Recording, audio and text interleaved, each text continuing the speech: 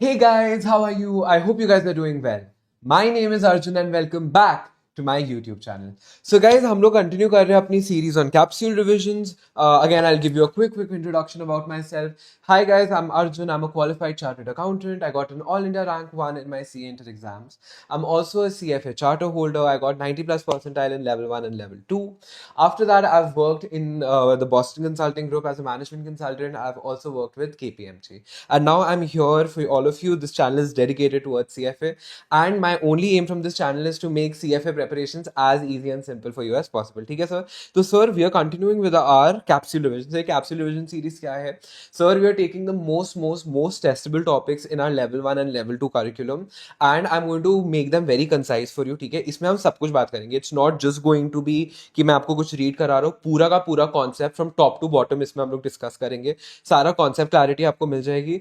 मैं उसके बाद आपको फॉर्मल नोट्स भी पढ़ाऊंगा उन टेस्टेबल टॉपिक्स ही. एंड जो हम आज टॉपिक करें उसके तो सर हम क्वेश्चंस भी करने वाले हैं.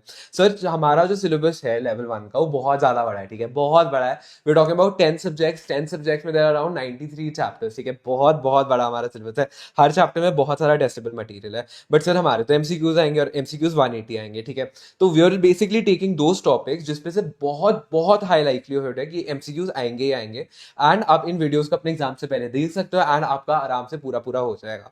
जो सर आप इस वीडियो में पढ़ोगे मैं आपको ये गारंटी दे सकता हूँ इसके बाहर से कुछ भी नहीं आने वाला. 100% कवरेज होगी. आपको इसके बाहर कुछ देखने की जरूरत नहीं है. ये सर मैं आपको गारंटी देता हूँ.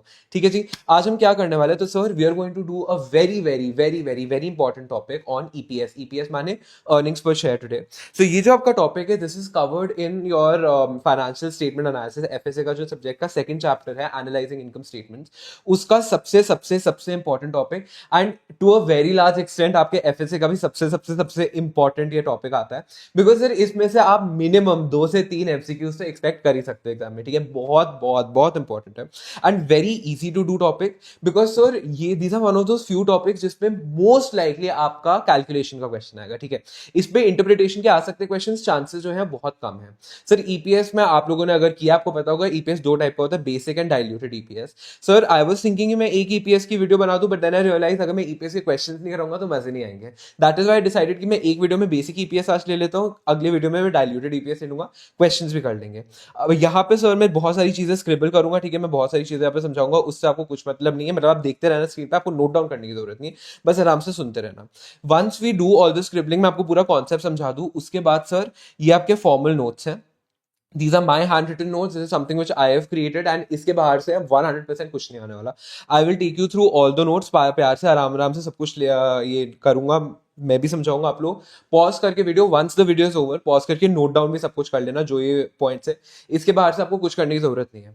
For that matter sir, for a change आज मैं आप लोगों को क्वेश्चन बैंक भी अपना लेके जाऊंगा. ठीक है सर, ये this the question bank which I have created, जिससे सर मैं भी बच्चों को पढ़ाने वाला हूँ. सर इसमें मैंने क्या, अगर आप देखो मैं क्वेश्चन बैंक आपको एक्सप्लेन भी कर लेता हूँ बिकॉज मैं फर्स्ट टाइम दिखा रहा हूँ. सर ये सब्जेक्ट का आपका पूरा एफएसए का क्वेश्चन बैंक है. उसमें सर हर चैप्टर का डिफरेंट क्वेश्चन बैंक मैंने बनाया हुआ है. नॉट जस्ट दैट, हर टॉपिक का भी डिफरेंट क्वेश्चन बैंक है. ऑल क्वेश्चन बैंक में जो भी क्वेश्चन है they are divided based on topic. तो सर अगर आपको कोई टॉपिक में डिफिकल्टी है तो आप सीधा सीधा उनको उनको देख के वो वाले रेलेवेंट क्वेश्चन आप कर सकते हो.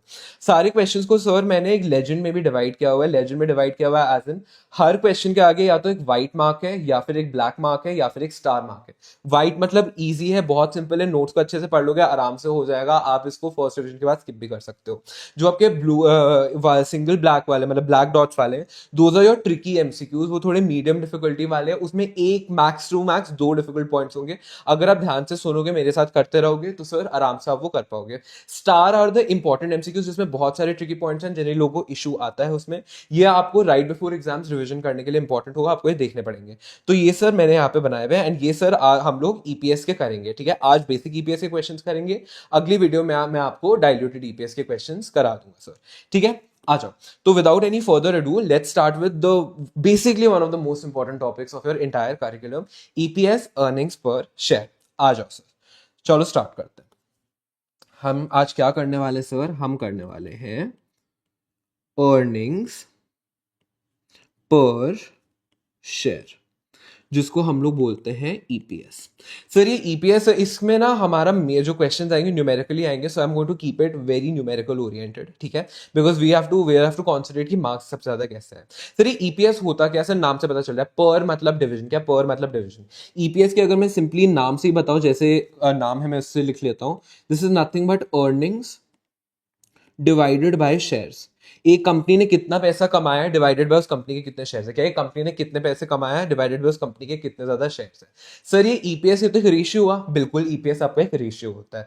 तो सर ये तो इतना रैंडम रेशियो है, इस पे पूरा चैप्टर क्यों डेडिकेटेड है। सर ये ना हमारा बेसिकली सबसे फंडामेंटल रेशियो है आपका पूरा फाइनेंशियल एनालिसिस का। ईपीएस इज वन थिंग जो आपका हर जगह यूज होगा, मतलब it is not just restricted to FS. आप इक्विटी में वैल्यूएशन करोगे आपको ईपीएस चाहिए होगा, ठीक है। एनी सॉर्ट्स ऑफ वैल्यूएशन में आपका ईपीएस वेरी इंपॉर्टेंट होता है।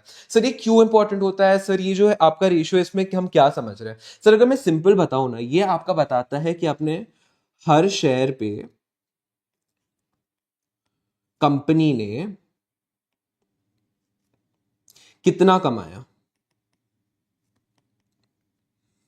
कि सर एक शेयर पे, हाँ see we see many different number है, ठीक है। एक कंपनी ने इस साल में $1 मिलियन का प्रॉफिट किया, $2 मिलियन का प्रॉफिट किया, $3 मिलियन का लॉस हुआ। But sir what does that mean for an individual investor. Sir this is a very important metric for an individual investor, because ये बताता है कि एक शेयर पे कंपनी ने कितने पैसे कमाए या एक शेयर पे कंपनी ने कितने पैसे उड़ाए। तो देखो ये नंबर ऑफ शेयर से क्योंकि हम डिवाइड कर रहे हैं, तो हम स्केल डाउन कर रहे हैं, टोटल अर्निंग्स को हम हर जो भी शेयर होल्डर है, सब शेयर होल्डर हर शेयर में डिवाइड कर रहे हैं, तो हमें पता चल रहा है एक शेयर पे कंपनी ने कितना कमाया। This is very important for individual investor, because individual investor आपकी कंपनी तो नहीं ओन करती। अगर आप रिलायंस में हो तो आप रिलायंस को तो ओन नहीं करते, आप रिलायंस का एक शेयर ओन करते होगे। तो उस शेयर पे आपने ₹2 कमाया, ₹3 कमाया, आपके लिए इंपॉर्टेंट टू अंडरस्टैंड कि अगर आपने ₹10 का शेयर खरीदा है तो उस पर आपने ₹2 कमाए हैं। इस वजह से आप इवेल्युएट कर सकते हो कि आपने कितने पैसे बनाए हैं। That is why EPS is very important. अगर मैं बताऊं जो आपका ईपीएस होता है, जो रेशियो होता है, इसका मेन यूज क्या होता है सर, इसका मेन यूज होता है कंपैरिजन। क्या सर, इसका मेन यूज होता है कंपैरिजन। किस टाइप का कंपैरिजन, तो दो टाइप के कंपैरिजन आपके होते हैं, cross sectional and time series. Sir के ऊपर से गया, सर के ऊपर से नहीं जाएगा, बहुत सिंपल सा है, ठीक है। मैं आपको एग्जांपल से समझाता हूं, इधर मैं अगर आपकी बात करूं, एक कंपनी है अल्फा लिमिटेड, एक कंपनी है आपकी बीटा लिमिटेड, ठीक है। एक कंपनी है आपकी अल्फा लिमिटेड, एक कंपनी है आपकी बीटा लिमिटेड। ये इसकी एक टेबल बना देते हैं, आ जाओ। अरे ठीक है, हाँ ये लो, ठीक है। एक कंपनी आपकी अल्फा लिमिटेड, एक कंपनी आपकी बीटा लिमिटेड। अगर मैं बताऊं इस कंपनी ने साल में कितना कमाया, अब ये अर्निंग्स क्या होता है एग्जैक्टली हम पूरी डिटेल में बात करेंगे। अभी आप समझो कि कितना कंपनी ने पैसे कमाए, ठीक है। अभी तो मैं समझा ही रहा हूं, वैसे भी कितना कमाया। अल्फा लिमिटेड ने $1 मिलियन कमाए एंड बीटा लिमिटेड ने $500,000 कमाए, ठीक है। अब मुझे एक चीज बताओ, इस डेटा के बेसिस पे आपकी कौन सी कंपनी ज्यादा प्रॉफिटेबल है, अल्फा या बीटा, बताओ। सर इसमें अगर मैं बताऊं, यस आपका जो एब्सोल्यूट अमाउंट है, जो एक्चुअल मनी है, वो अल्फा ने ज्यादा कमाया compare to Beta, everyone agrees. But to an individual investor क्या फर्क पड़ता है, अगर एक इंडिविजुअल इन्वेस्टर एक शेयर अल्फा का होल्ड करता है, एक शेयर बीटा का होल्ड करता है, तो वो क्या बताए कि उसने कितने ज्यादा पैसे कमाए। इसके लिए हम लोग ईपीएस कैलकुलेट करते हैं। अब मैं आपको थोड़ी एडिशनल इन्फॉर्मेशन लगता है, अभी तो लग रहा है कि अल्फा ज्यादा आपका प्रॉफिटेबल है। अब मैं नंबर ऑफ शेयर्स बोलता हूँ कि इन कंपनी के कितने नंबर ऑफ शेयर्स हैं। अगर मैं अल्फा की बात करूं तो अल्फा के 500,000 शेयर्स आपके हैं जो आउटस्टैंडिंग है, दैट इज आपके इशूड है in the market, and beta limited के 1 लाख शेयर्स आपके आउटस्टैंडिंग है।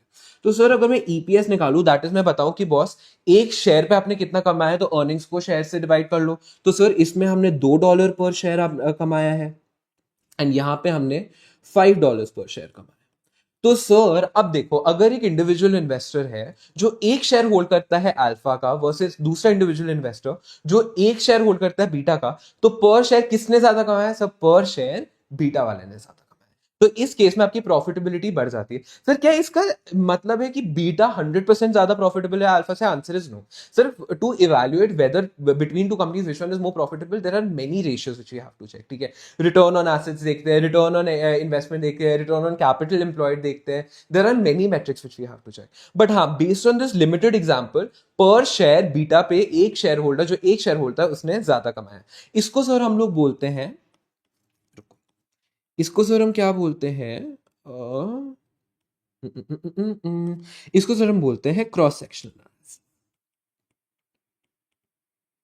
क्रॉस सेक्शनल एनालिसिस बोले तो आपकी है डिफरेंट फर्म्स सेम पीरियड। हम सेम पीरियड की बात करें, सेम पीरियड में अल्फा एंड बीटा ने डिफरेंट डिफरेंट पैसे कमाए, मतलब सेम पीरियड सेम है, एंटिटीज अल्फा एंड बीटा दर different entities, but same period में हम पियर एंटिटीज की कंपैरिजन कर पा रहे हैं थ्रू दिस एग्जांपल, जैसे आपने देखा। अब सर मैं आपको ये एग्जांपल बदल के थोड़ा देता हूं। इसको अगर मैं कर दूं डुप्लीकेट एंड इसको आप ले आओ यहाँ पे नीचे, इधर आ जाओ, ओए चलो यहाँ पे कर लेते हैं, ठीक है। इसको कर लेते हैं डुप्लीकेट। अब सर मैं आपको यहाँ पे एग्जाम्पल चेंज कर देता हूँ थोड़ा, यहाँ पे अल्फा गया,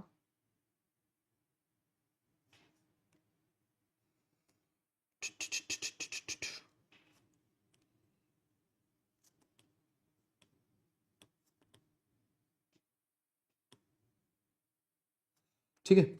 अब अगर मैं बात करूं, यहाँ पे आपका आता है गामा लिमिटेड, ठीक है।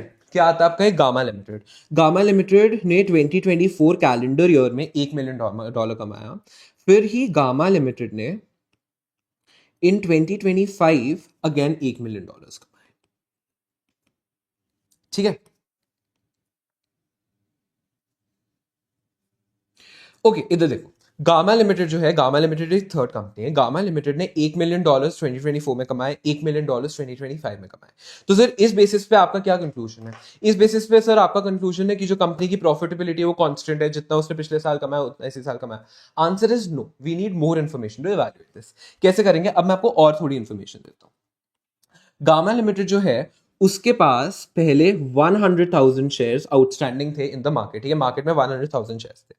करंट ईयर के बिगिनिंग में गामा लिमिटेड ने 100,000 एडिशनल शेयर्स इशू कर दिए, जिसके अगेंस्ट उससे पैसे रिसीव हुए, ठीक है। तो उसके पास उतने ज्यादा रिसोर्सेज बढ़ गए। अब उसके पास 2025 में 200,000 शेयर्स आपके आउटस्टैंडिंग है, जिसके अगेंस्ट उसे पैसा मिला है।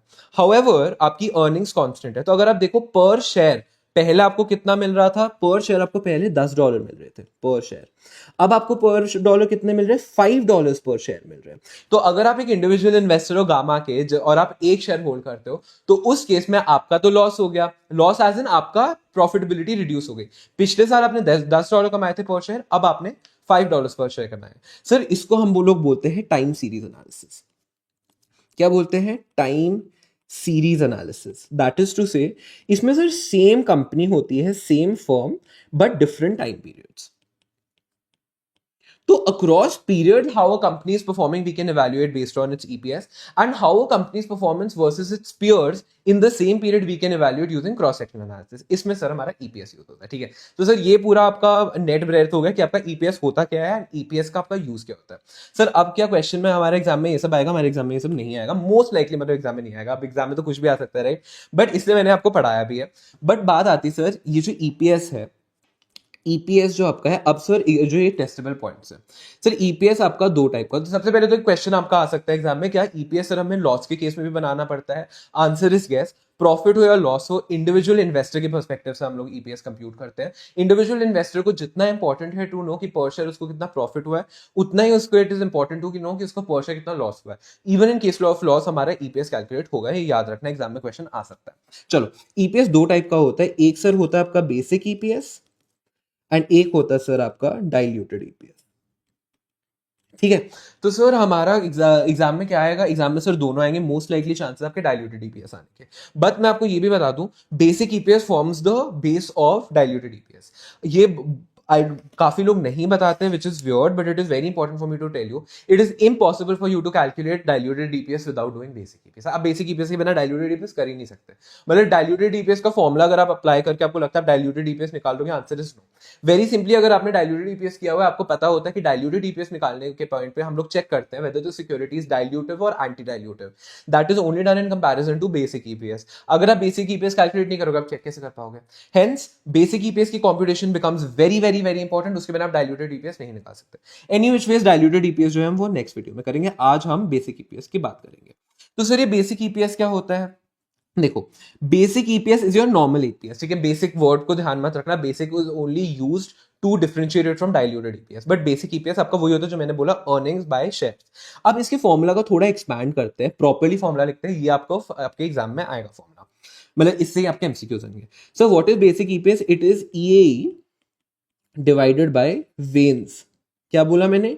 EAE डिवाइडेड बाय वेन्स, EAE डिवाइडेड बाय वेन्स। सर ये EAE क्या होता है, वेन्स क्या होता है, एक एक करके बातें करते हैं। आ जाओ, पहले हम लोग बात करते हैं EAE की। EAE आपका क्या होता है?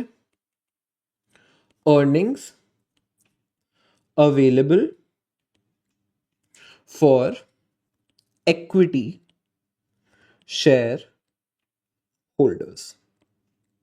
सर चलो, वेरी इंपॉर्टेंट, सबसे पहले तो हम लोग ये पॉइंट को पकड़ते हैं, equity shareholders. EPS is always calculated on equity shares. EPS is not calculated on preference shares. क्या बोला मैंने? EPS is only calculated for equity shares, not on preference shares. Sir ये क्या बोला, मुझे कुछ समझ नहीं है, मैं बताता हूँ। सर शेयर क्या होता है? Share is the smallest part of the capital of the company. जो भी कंपनी का कैपिटल होता है, कैपिटल क्या होता है? जो भी ओनर्स पैसे डालते हैं, उसका सबसे स्मॉलेस्ट कॉम्पोनेंट आपका शेयर्स होता है। पूरा कैपिटल को हम डिवाइड कर लेते हैं इनटू शेयर्स। जो आपके शेयर्स होते हैं, शेयर सर आपके दो टाइप के होते हैं,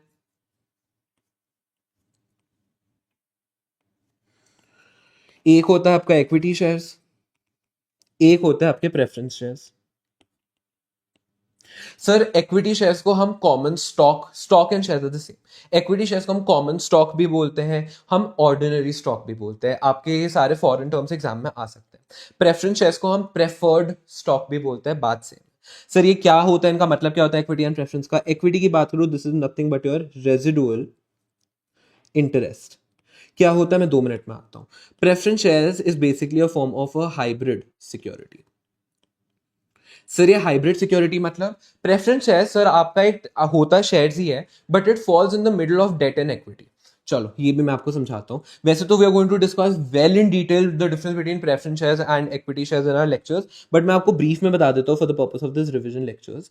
सर ये देखो, अगर तो ये आपका डेट है, ये आपका डेट है और ये आपका इक्विटी है, तो सर यहां आपका ना प्रेफरेंस शेयर्स फॉल करते हैं। सर डेट पे आप क्या पे करते हो? डेट मतलब आपकी लायबिलिटी, इस पे आप पे करते हो इंटरेस्ट। इंटरेस्ट क्या होता है? It is a charge against profit. Charge against profit क्या होता है कि आपको इंटरेस्ट की पेमेंट करनी पड़ेगी, चाहे आपके प्रॉफिट्स हो या ना हो, चाहे आपके सफिशिएंट प्रॉफिट्स हो या ना हो, चाहे आपके लॉसेस क्यों ना हो, आपको इंटरेस्ट तो पे करना ही करना पड़ेगा डेट होल्डर्स को। आपके जो इक्विटी है, इक्विटी को आपको क्या मिलता है? डिविडेंड मिलता है। सर डिविडेंड क्या होता है? डिविडेंड सर होता है आपका appropriation, appropriation of profit. Sir ये अप्रोप्रिएशन ऑफ प्रॉफिट्स क्या होता है? जो भी आपके पास प्रॉफिट्स बचे उसमें से आप डिस्ट्रीब्यूट कर रहे हो, ये है प्रॉफिट का ही कंपोनेंट। प्रॉफिट्स को आप जो डिस्ट्रीब्यूट करते हो उसको हम डिविडेंड बोलते हैं। सर प्रेफरेंस शेयर होल्डर्स को क्या मिलता है? सर प्रेफरेंस शेयर होल्डर्स को मिलता है डिविडेंड, बट कौन सा डिविडेंड मिलता है? प्रेफर्ड डिविडेंड मिलता है। कौन सा डिविडेंड मिलता है? प्रेफर्ड डिविडेंड मिलता है। That is, this is still an appropriation, ठीक है, this is still an appropriation of profit. ये अपना डिविडेंड का नेचर नहीं यूज कर रहा, आप तभी पे करोगे प्रेफरेंस डिविडेंड अगर आपके पास प्रॉफिट्स हैं। हाउ एवर, जब आपके पास प्रॉफिट है तो सबसे पहले आप प्रेफरेंस डिविडेंड पे करते हो, उसके बाद आप इक्विटी डिविडेंड पे करते हो, ठीक है। आज सबसे पहले प्रेफरेंस डिविडेंड पे करते हो, उसके बाद आप इक्विटी डिविडेंड पे करते हो, या बाकी का सारा पैसा आपका इक्विटी शेयर होल्डर्स का होता है। इसमें सर बहुत इंपॉर्टेंट चीज है, आप याद रखना, नहीं लोग भूल जाते हैं। देखो, जो आपके प्रेफरेंस शेयर्स है ना, इसका जो डिविडेंड है ये फिक्स्ड होता है। डिविडेंड फिक्स्ड होता है, दैट इज आपका सिक्योरिटी के टर्म्स में गिवन होता है कि ये $2 के प्रेफरेंस शेयर्स है। दैट इज टू से, जब भी प्रॉफिट होगा तो सबसे पहले डिविडेंड प्रेफरेंस शेयर्स को मिलेगा, बट $2 पर शेयर ही मिलेगा, उससे ज्यादा आपको नहीं मिल सकता।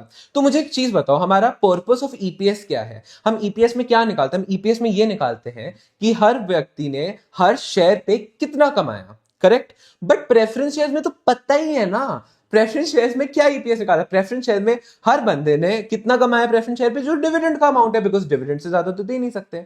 इक्विटी शेयर्स में ऐसे नहीं होता।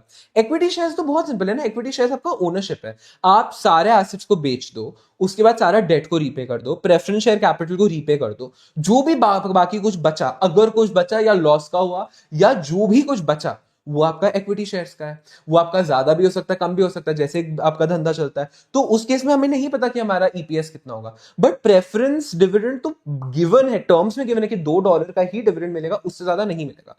हेंस फोर्थ आपका ईपीएस निकलता ही इक्विटी शेयर्स के लिए। यही मतलब है सर मेरा रेजिडुअल इंटरेस्ट का। रेजिडुअल इंटरेस्ट माने बचा कुचा। सर जो बचा कुचा होता है वो आपको इक्विटी शेयर्स को मिलता है। मैं फॉर एग्जांपल इसमें बात करूं, फर्स्ट बात मैं अगर इसमें करूं, अगर मैं बात करूं ऑन लिक्विडेशन, लिक्विडेशन माने जब कंपनी बंद हो जाएगी तो हम सारे एसेट्स को बेच देंगे, एसेट्स को बेच के कुछ अमाउंट मिलेगा, उसमें से हम डेट को रीपे कर देंगे सबसे पहले, ठीक है, इन ऑर्डर ऑफ प्रायोरिटी। हमारे जो प्रेफरेंस शेयर कैपिटल हम उसको रीपे कर देंगे। जो बाकी का कुछ बचा, अगर कुछ बचा plus minus whatever, this goes to your equity share capital. इसको सर हम बोलते हैं रेजिडुअल इंटरेस्ट, जो बचा कुचा हुआ। दूसरी अगर मैं बात करूं, जो भी हमने पैसे कमाए, जो भी हमारे पास रेवेन्यू था, रेवेन्यू में से हमने सारे, जो भी हमारे पास रेवेन्यू था उसमें से जो भी कॉस्ट्स है, ये हम 1 साल की बात करें, कॉस्ट्स को माइनस कर दिया, ठीक है। इसके बाद हमारे पास जो हमारा प्रॉफिट बचा या हमारा ईबिट बचा, मैं अभी इस पे भी बात करूंगा, ईबिट बचा, उसमें से सर हम लोग सबसे पहले अपना इंटरेस्ट पे कर देंगे जो हमारा डेट वालों को पे करना है, ठीक है। हम लोग टैक्स पे कर देंगे इसमें से, ठीक है। इसमें से हम प्रेफरेंस डिविडेंड्स को मतलब प्रॉफिट्स हुआ है, हम प्रेफरेंस शेयर होल्डर्स को भी पे करेंगे, तो हम प्रेफर्ड डिविडेंड्स जो है वो भी माइनस कर देंगे। जो भी सर बचा कुचा हुआ ये आपका इक्विटी को मिलता है। इसको हम रेजिडुअल इंटरेस्ट बोलते हैं और इसको ही हम प्यार से ईएई बोलते हैं।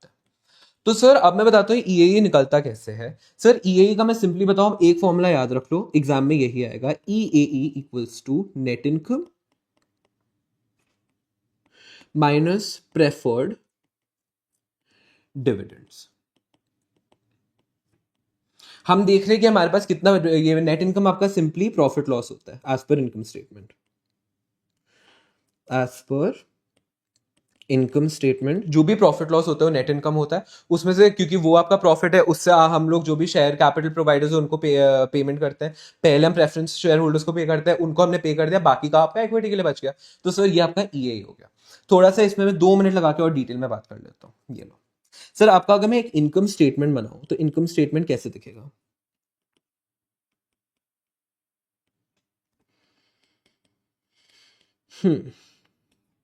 हमारा होगा रेवेन्यू, इसमें से हम लोग माइनस क्या करते हैं, ऑपरेटिंग कॉस्ट, ऑपरेटिंग कॉस्ट्स, ठीक है। तो फिर हमारे पास क्या बचा, हमारे पास बचा ऑपरेटिंग प्रॉफिट। ये तो आपने किया हुआ है ना, ये तो बहुत बेसिक है, तो बहुत बेसिक फॉर्मेट है आपका ऑफ इनकम स्टेटमेंट। इसमें हम लोग क्या ऐड कर लेते हैं, जो भी हमारे नॉन ऑपरेटिंग इनकम्स हैं, माइनस कर लेते हैं जो भी हमारे नॉन ऑपरेटिंग एक्सपेंसेस हैं, ठीक है। ये हमारा क्या हुआ, ये हमारा हुआ ईबिट। ईबिट क्या होता है, हमारा earnings before interest and tax. Simply बोलो, दिस इज आपका जो भी इनकम है for your debt holders plus your preference share capital plus your equity share capital, तीनों ने मिलके ये कमाए, तीनों के कैपिटल पे आपने ईबिट कमाए। ईबिट क्या होता है, अर्निंग्स बिफोर, सारी earnings before interest and taxes. Interest is your capital providers के लिए, ठीक है, आपका डेट कैपिटल प्रोवाइडर्स के लिए। अब हम इंटरेस्ट की पेमेंट कर देते हैं यहाँ पे, तो हमारा डेट आउट हो गया, ठीक है। तो हमारा आ जाता है ईबीटी। ईबीटी क्या होता है, अर्निंग बिफोर टैक्सेस। इसमें से हम लोग टैक्सेस माइनस कर लेते हैं जो हम गवर्नमेंट को पे करते हैं, ठीक है। तो हमारा क्या आ जाता है, जिसको हम लोग बोलते हैं ईएटी, अर्निंग्स आफ्टर टैक्सेस और नेट इनकम। ये सर आपका एक्चुअल प्रॉफिट है, ठीक है। ये हमने बात किया, इंटरेस्ट आपका क्या होता है, it is a charge against profits, correct. अब ये किसके लिए है, देखो डेट को तो हमने पे कर दिया, तो आपका प्रेफरेंस शेयर होल्डर्स के लिए प्लस इक्विटी शेयर होल्डर्स दोनों के लिए। अब हम लोग इसमें से क्या करेंगे, हम लोग इसमें से माइनस कर लेंगे अपना प्रेफर्ड डिविडेंड। क्या माइनस करेंगे इसमें से, प्रेफर्ड डिविडेंड जो हम प्रेफरेंस शेयर होल्डर्स को देंगे, ये भी फिक्स्ड अमाउंट होगा आपका। जो बचा सर उसको हम लोग बोलते हैं, या मैं से हाईलाइट करके लिख लेता हूं, EAE, earnings available for equity share holders. अब सर हमने क्योंकि पीएससी को पे कर लिया, तो ये सर पूरा अर्निंग्स आपका इक्विटी शेयर होल्डर्स के पास एग्जिस्ट करता है, ये वाला अमाउंट। अब इसमें से हम लोग क्या करेंगे, हमारी चॉइस है, हम इसमें से इक्विटी डिविडेंड चाहे तो पे कर सकते हैं, कंपनी की फुल डिस्क्रेशन है। एंड जो बाकी हमारा बचा वो सर हमारा कितना हो, क्या हो गया, ये हो गया हमारा रिटेन्ड अर्निंग्स, जो हमारा रिजर्व्स में जाता है। ये आपका पूरा इनकम स्टेटमेंट ऐसे दिखता है। अब सर इसमें देखो, हमने जो ईएई निकाला ये सर हमारा न्यूमरेटर होता है फॉर ईपीएस। अब सर आपका क्वेश्चन दो फॉर्म में आ सकता है। क्वेश्चन आपका हो सकता है कि आपका आए नेट इनकम से, कि आपके पास नेट इनकम गिवन है, यहां से आप ईपीएस निकालो। इस केस में आप कैसे करोगे, नेट इनकम में से आप प्रेफरेंस डिविडेंड को माइनस कर दोगे तो आपका ईएई आ जाएगा। सर दूसरा केस बताओ आपको क्या दे सकते हैं, हो सकता है आपको ये अमाउंट है रिटेन्ड अर्निंग्स का। वो रिटेन्ड अर्निंग्स नहीं बोलेंगे, वो क्या बोलेंगे, these are earnings after payment of dividend to ordinary share holders. And question में अगर सिर्फ डिविडेंड लिखा हो तो कौन सा डिविडेंड होता है, हमेशा कॉमन डिविडेंड होता है, that is dividend to common share holders, that is equity dividend. कभी अर्निंग्स आफ्टर डिविडेंड गिवन हो तो दैट मींस डिविडेंड देके आपने किया हुआ है, तो उस केस में हमें इक्विटी डिविडेंड को ऐड करना पड़ेगा। बिकॉज सर हम तो ईए की बात कर रहे हैं ना, फिर ईए आपका क्या होता है कि आपने इक्विटी शेयर होल्डर्स ने कितना कमाया। अब सर एक कंपनी की डिस्क्रेशन होती है कि आप इसको डिस्ट्रीब्यूट करोगे इन फॉर्म ऑफ डिविडेंड्स या आप इसको री इन्वेस्ट करोगे कंपनी में in form of retained earnings. But this does not mean कि ये इक्विटी शेयर होल्डर्स का पैसा नहीं है। अगर मैं सिंपली बोलूं, इक्विटी शेयर होल्डर्स को ये पैसा आज मिलेगा और री इन्वेस्टमेंट वाला पैसा लिक्विडेशन पे मिलेगा, है ना, यही डिफरेंस है। बट पैसा तो इक्विटी शेयर होल्डर्स ने ओन किया ना, कैरेक्टरिस्टिक तो नहीं चेंज हो रहा। तो इसलिए हम कभी रिटेन अर्निंग्स अमाउंट नहीं लेते, हम लोग पूरा जो कमाया equity earnings available for equity share holders का लेते हैं। तो सर अगर आपका एग्जाम में क्वेश्चन है दो टाइप का होगा, अगर आपको नेट इनकम दिया हो तो उसमें से आप प्रेफर डिविडेंड्स माइनस करोगे, कभी भी इक्विटी डिविडेंड्स माइनस नहीं करोगे because it forms part of EA. अगर आपको गिवन ही एक अमाउंट आफ्टर इक्विटी डिविडेंड्स तो अमाउंट ही गलत आपको दिया हुआ है, ठीक है, वो तो आपका बात का दिया है, तो हमें ऐड बैक करना पड़ेगा इक्विटी डिविडेंड को to make it right sir. बाकी सर बहुत सिंपल से दो पॉइंट याद रखना, प्रेफरेंस डिविडेंड को हम हमेशा माइनस करेंगे irrespective of whether the security is convertible or non-convertible. Convertible, non-convertible becomes relevant at time of computing diluted EPS. वो हम तब उस टाइम पे बात करेंगे। But irrespective of whether it is convertible or non-convertible, आपको प्रेफरेंस डिविडेंड को हमेशा माइनस करना पड़ेगा नेट इनकम से, नंबर वन। नंबर टू, जो आपका ईएई होता है वो हमेशा एज पर आपका इनकम स्टेटमेंट निकलता है। हम लोग पूरा जो भी ओसीआई के कॉम्पोनेंट्स होते हैं, ओसीआई के कॉम्पोनेंट्स को हम हमेशा इग्नोर करते हैं। ओसीआई क्या होता है सर, हमारा जो पूरा कॉम्प्रिहेंसिव इनकम होता है उसके दो कॉम्पोनेंट्स होते हैं। एक आपका इनकम स्टेटमेंट होता है जो आपका ट्रू प्रॉफिट एंड लॉस होता है, एक ओसीआई होता है जिसमें आपके फेयर वैल्यू रीमेजरमेंट्स जाते हैं, ठीक है। ये आपकी फेयर वैल्यू अकाउंटिंग की वजह से होती है, आपका ट्रू गेन और लॉस नहीं होता, इसलिए हम इसको ईपीएस के पर्सपेक्टिव से बाहर रखते हैं। वी कीप इट सिंपल, हम लोग अपना सिर्फ नेट इनकम यूज करते हैं। एक क्वेश्चन में अगर ओसीआई का कुछ भी अमाउंट होगा उसको हम इग्नोर करेंगे, सिर्फ नेट इनकम के बेसिस पे आपका ईपीएस निकलेगा सर, ठीक है। विद दिस हमारा पूरा का पूरा ईए का कॉन्सेप्ट कंप्लीट हो जाता है। मैं से पहले ईए आपको पढ़ा देता हूं, उसके बाद हम वेन्स पे जाते हैं। आ जाओ आ जाओ मेरे साथ सर। हम लोग क्या कर रहे हैं सर, हम लोग कर रहे हैं EPS, very very important topic, मतलब हद से ज्यादा इंपॉर्टेंट टॉपिक, ठीक है। एग्जाम में मैं ये तो बोल भी नहीं सकता कि पक्का है, ठीक है, मल्टीपल एमसीक्यूज आएंगे। हम लोग बेसिक ईपीएस की बात कर रहे हैं। तो sir EPS is disclose for ordinary shares और कॉमन शेयर्स। मैंने बोला इक्विटी शेयर्स के लिए हम लोग ईपीएस निकालते हैं। ऑर्डिनरी शेयर्स हम आईएफआरएस में बोलते हैं, कॉमन शेयर्स हम यूएस गैप में बोलते हैं, बात सेम ही होती है। इक्विटी शेयर्स क्या होते हैं sir, they are subordinate to all other types of equity, that is आपके प्रेफरेंस शेयर्स उससे सबऑर्डिनेट होते हैं, इसलिए बाद में रीपेमेंट होती है। They represent the residual interest issue to equity share holders, ठीक है। अभी बेसिक ईपीएस का फॉर्मूला बताऊं, ईए डिवाइडेड बाय वेन्स होता है। अभी ईए क्या होता है, EA is your earning available to equity share holders. Simple formula अगर मैं इसमें बताऊं, this is net income minus preferred dividend. अब सर ये तीन पॉइंट्स इसमें याद रखना, जो इक्विटी डिविडेंड को हम इग्नोर करते हैं, कभी भी हम माइनस नहीं करते हैं, since it belongs to equity share holders already. However if it is already deducted from net income, अगर हमें already after payment of equity dividend का फिगर दिया हुआ है, then we have to add it back to get EA. फिर आ जाता है जो हमारा प्रेफरेंस डिविडेंड है, it is always deducted even if the preference shares are non convertible, उससे कुछ फर्क नहीं पड़ता कन्वर्टेबल और नॉन कन्वर्टेबल। ओसीआई को सर हम इग्नोर करते हैं, we take the net income as per income statement, OCI is totally ignore sir. अब आ जाता हूं sir next concept. Next concept हमारा क्या होता है, नेक्स्ट कॉन्सेप्ट हमारा आता है वेन्स, या रुको मैं बहुत ही ज्यादा गंदा लिखा हुआ मैंने, ठीक है। दीज आर स्क्रिबल नोट्स, इसको आपको नोट करने की जरूरत नहीं, ठीक है। चलो ये है सर हमारा वेन्स।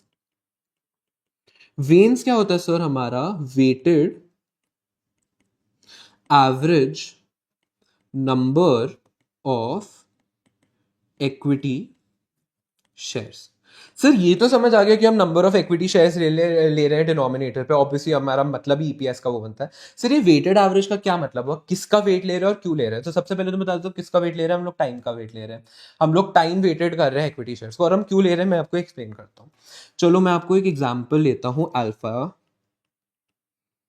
आईएनसी का, ठीक है।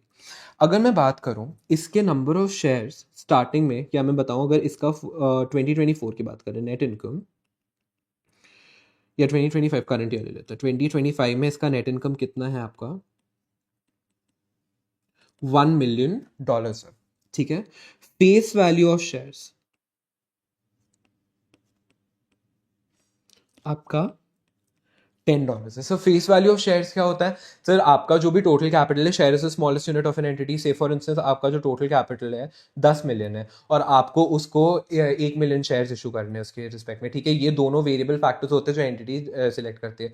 तो आप 1 मिलियन शेयर्स इशू कर लो, ये आपको डॉलर्स नहीं होगा, 1 मिलियन शेयर्स आप इशू कर दो और हर शेयर की वैल्यू आपकी ₹10 होती है।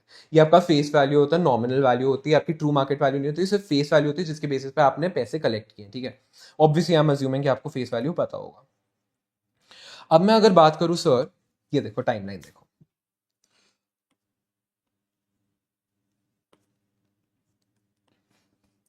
1125 पे आपके टोटल 100,000 शेयर्स आउटस्टैंडिंग है, ठीक है। एंड 31/12/25 में भी आपके 100,000 शेयर्स जो है वो आउटस्टैंडिंग है। तो ये कितना कैपिटल हुआ आपके number of shares into face value? तो अगर मैं बात करूं आपका $1 मिलियन आपके इन्वेस्टेड है, एंड यहाँ पे बोलूँ यहाँ पे भी आपके $1 मिलियन जो है वो इन्वेस्टेड है। तो मैं अगर बात करूँ, ये जो आपने $1 मिलियन कमाए, ये $1 मिलियन में क्या बोल सकता हूँ, आपने $1 मिलियन के इक्विटी कैपिटल पे कमाए। जो भी आपके $1 मिलियन के इक्विटी कैपिटल है, आपने उस पे $1 मिलियन कमाए हैं, ठीक है। तो आपका इस केस में तो ईपीएस सिंपल हो जाएगा कि 1 मिलियन का हमने पैसे कमाए, कितने शेयर्स पे कमाए, 100,000 शेयर्स पे कमाए, तो आपका आ गया $10 पर शेयर। दिस इज फाइन, इसमें कोई इशू नहीं है। अब मैं बोलता हूं, अगर मैं थोड़ा सा चीजों को कर दूं फ्लिप, आ जाओ एक और टाइमलाइन बनाते हैं।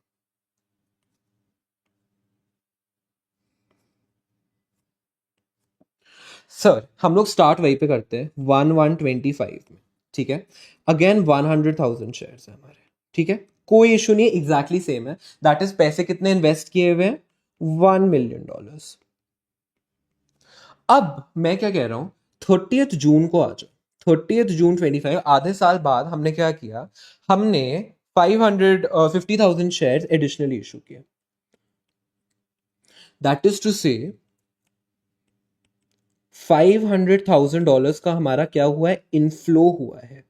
क्या हुआ है, इनफ्लो हुआ है। हमने 20 साल में और शेयर्स को इशू कर दिया, इतना हमारे पास इनफ्लो हुआ है, हमारे पास और पैसे बढ़े हैं, ठीक है। अब मुझे एक चीज बताओ, कंपनी के पास अगर $500,000 और बढ़े, क्या वो जो इसके बाद नेट इनकम कमाएगा वो सिर्फ 1 मिलियन पे नहीं कमाएगा, 500,000 पे भी कमाएगा, एडिशनल पैसे उस पे पैसे कमाएगा, राइट सर। तो अब मैं अगर बात करूं एंड ऑफ द ईयर की, 31/12/25, तो आपके पास total number of shares outstanding कितने हैं, 1,50,000 शेयर्स। एंड अगर मैं बात करूं कितने पैसे आज कैपिटल आपने रिसीव किया हुआ है, तो $1.5 मिलियन। अब मुझे बताओ, अगर मैं ईपीएस कैलकुलेट कर रहा हूं, तो हमारा न्यूमरेटर जो सेट है ना हमारा, $1 मिलियन की नेट इनकम, इसमें तो कोई डिफिकल्टी नहीं है। अब मुझे बताओ मैं डिनोमिनेटर में क्या, should I take 100,000 shares? Sir 100,000 shares लूंगा तो answer is wrong. Why is answer wrong? Because मुझे ये बताओ, ये जो आपने $1 मिलियन कमाए हैं, ये आपने 100,000 शेयर्स पे कमाए हैं या आपने एडिशनल जो 50,000 शेयर्स हैं उस पे भी कमाए? सर उस पे भी कमाए हैं। सर उस पे आपको एडिशनल पैसे मिले, अगर वो आपको पैसे नहीं मिलते, अगर वो आपको एडिशनल 500,000 रुपीज नहीं मिलते, तो आप 1 मिलियन तो कमा ही नहीं पाते, बिकॉज आपने उस पैसे को भी इन्वेस्ट किया कहीं एसेट्स पे, उस एसेट से बिजनेस हुए, बिजनेस से रेवेन्यू आया, रेवेन्यू से आपके प्रॉफिट्स बढ़े, करेक्ट। तो अगर ये आपको एडिशनल पैसे नहीं मिलते तो आप 1 मिलियन नहीं कर पाते। तो अगर मैं यहाँ पर 100,000 लूँ तो ये तो गलत आ रहा है। तो सर मैं इसको ले लेता हूँ 150,000 shares. Is this correct? Sir ये भी गलत है। ये क्यों गलत है? बिकॉज मुझे बताओ, क्या आपने पूरे साल उस एडिशनल $5 लाख को इन्वेस्ट करके रखा? नो, आपने आधे साल ही उसको यूज किया, करेक्ट। आधे साल तो आपने सिर्फ उतने ही पैसों को यूज किया ना, आधे साल आपने $1 million को जो कैपिटल है उतना यूज किया। इन अ वे टू से आपने आधे साल 1 लाख शेयर्स को यूज किया, आधे साल 1.5 लाख शेयर्स को यूज किया। तो सर आप कैसे 1.5 लाख भी ले सकते हो? तो वही मैं कह रहा हूं, अगर आपने आधे साल 1 लाख शेयर्स का पैसे यूज किया, उसके अगले आधे साल 1.5 लाख शेयर्स का पैसे यूज किया, तो आप उतने वेट्स दे दो। आधे साल के लिए आप ले लो कि यार आपने 1 लाख शेयर यूज किए, बाकी आधे साल के लिए आप ले लो कि आपने 1.5 लाख शेयर यूज किए। अगर इसको ये मैथमेटिकली बात करें तो मैं कैसे रखूंगा? मैं इसको रखूंगा कि मैंने 1 लाख शेयर्स को यूज किया है 6 मंथ्स के लिए, और मैंने 1.5 लाख शेयर्स को यूज किया है 6 मंथ्स के लिए। तो ये हमारा कितना हो जाएगा? ये हमारा 50,000, 75,000, 1,25,500। तो हमारा यहाँ पे डिनोमिनेटर का सही डिनोमिनेटर क्या आएगा? 1,25,000। ये सही होगा, अकॉर्डिंगली जो भी आपका ईपीएस है वो कैलकुलेट हो जाएगा। इसको बोलते हैं weighted average number of shares. इसमें हम लोग क्या कर रहे हैं, अगर आपके कोई भी चेंज हो रहे हैं in the share capital other than internal restructuring, internal restructuring आपके bonus shares and share split होता है, जो मैं आगे बात करूंगा। बट कोई भी एक्सटर्नल चेंजेस आ रहे हैं जिसकी वजह से आपका कैपिटल बेस बढ़ रहा है, कम हो रहा है, जिसकी वजह से आपके पास ज्यादा पैसा आ रहा है, या से फॉर इंस्टेंस शेयर परचेज हो रहा है, पैसे दे रहे हो, तो उस केस में आपने कम कैपिटल बेस पे पैसे कमाए, तो आपको कैपिटल बेस जो आपका डिनोमिनेटर है उसे एडजस्ट करना पड़ेगा। इतने शेयर्स आपने इनिशियली यूज किए 6 महीने के लिए, इतने शेयर्स आपने 6 महीने के लिए यूज किए। हम क्या कर रहे हैं, हम फॉर्मूला ले रहे हैं कि अपने कितने shares are outstanding during a period. Outstanding मतलब आपने कितने शेयर्स को इशू किया हुआ है, इनटू कर लो period divided by 12। That is to say आपने कितने टाइम में आपके कितने शेयर्स आउटस्टैंडिंग थे ड्यूरिंग व्हाट पीरियड, डिवाइड कर लो उसको 12 से, तो आपका हर महीने का आ गया कितने शेयर्स थे, और वो हम कितने महीने आपका आउटस्टैंडिंग था उसकी बात कर रहे हैं। तो इस केस में हमारा 1 to 30th June it was 1 lakh into 6/12, and then 1st July से 31st December it was 1,50,000 हमारा आउटस्टैंडिंग था into 6/12।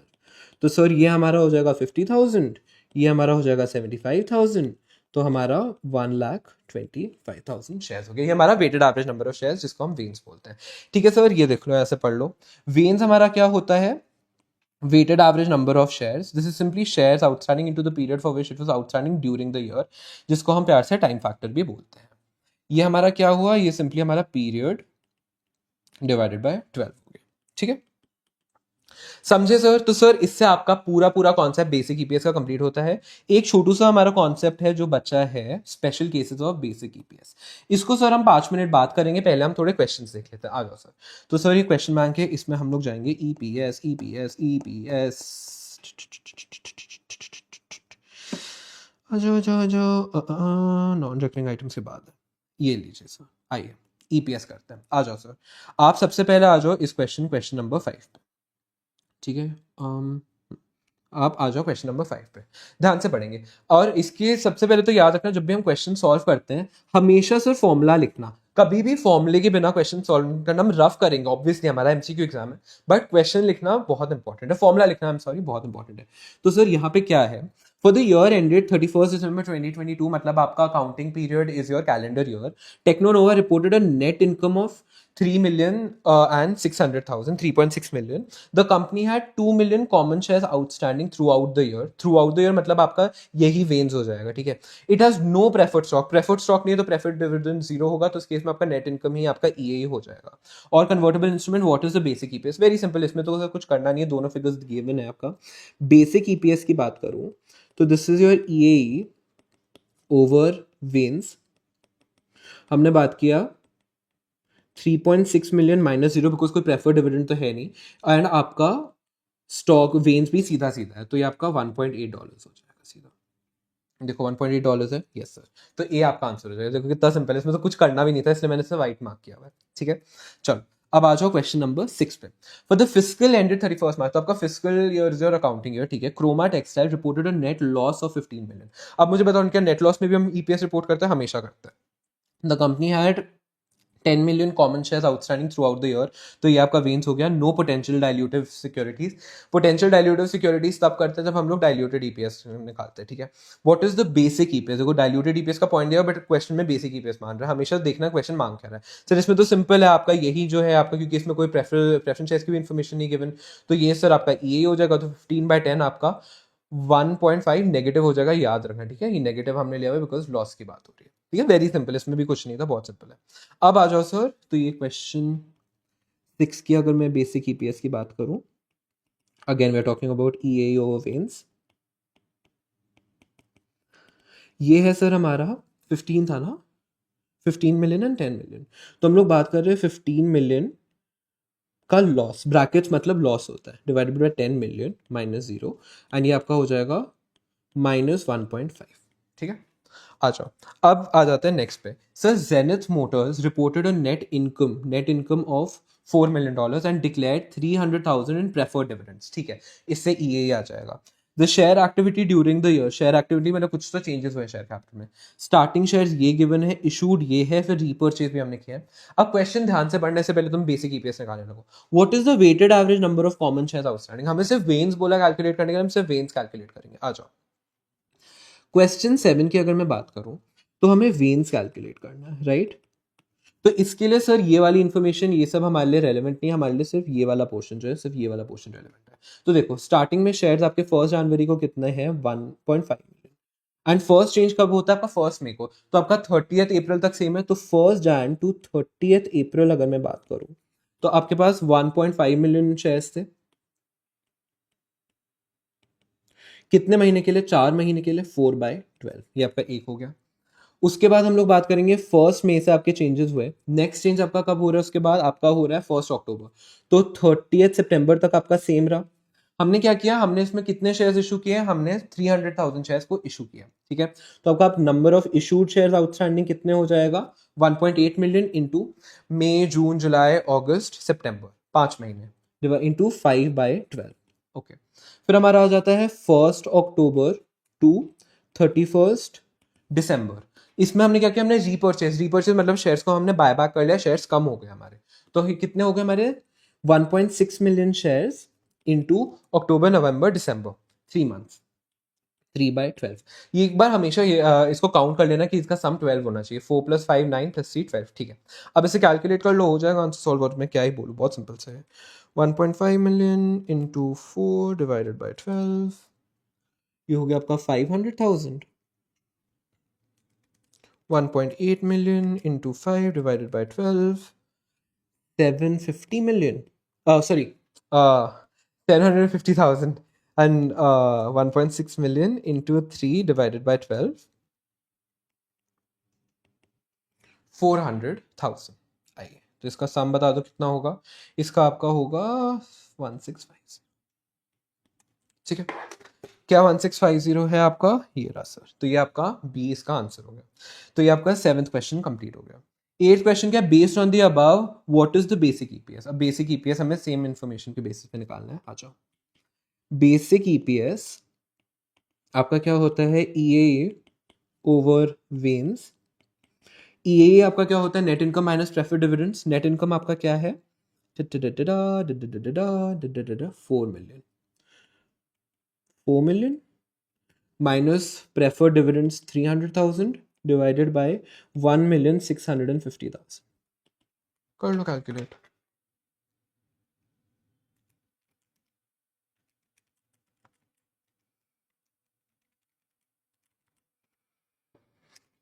टू पॉइंट 2.24, ये आपका ईपीएस आ गया. ये लीजिए 2.24, ए हो जाएगा आपका correct answer.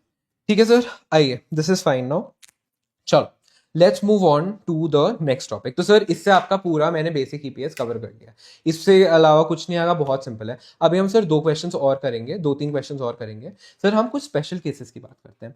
Sir first special case की जो हम बात करेंगे, those are bonus shares.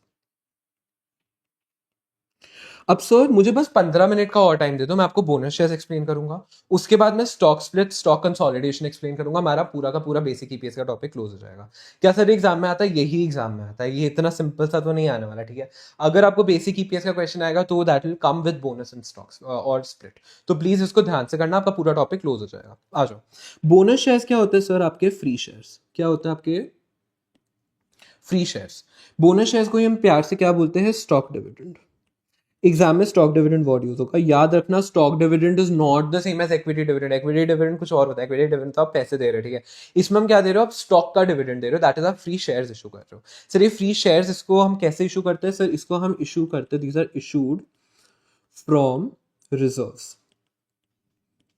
Sir यहाँ पे हम लोग क्या बात करते हैं? यहाँ पे ना आपका इंटरनल, इसको हम कैपिटल, इंटरनल कैपिटल रीस्ट्रक्चरिंग बोलते हैं। इंटरनल कैपिटल रीस्ट्रक्चरिंग मतलब आपके पास बहुत सारे रिजर्व्स हैं, उनको आप शिफ्ट कर रहे हो एज कैपिटल। इसको ही हम बोनस शेयर्स के इशू को कैपिटलाइजेशन ऑफ प्रॉफिट्स बोलते हैं।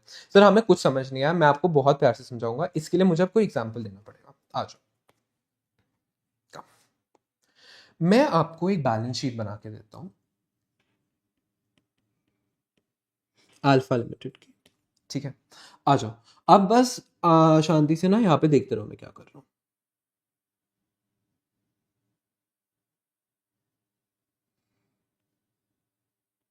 ये मैंने थोड़ा स्क्यूड बनाया बिकॉज मुझे लेफ्ट साइड पे ज्यादा लिखना है, ठीक है, उसका और कुछ नहीं है। तो यहाँ पे आपके एसेट्स आ जाएंगे, यहाँ पे आपका इक्विटी एंड लाइबिलिटीज आ जाएगा। ये आपकी बैलेंस शीट है, ये आपकी प्री बोनस बैलेंस शीट है, ठीक है। अभी बोनस आपका अनाउंस नहीं हुआ है।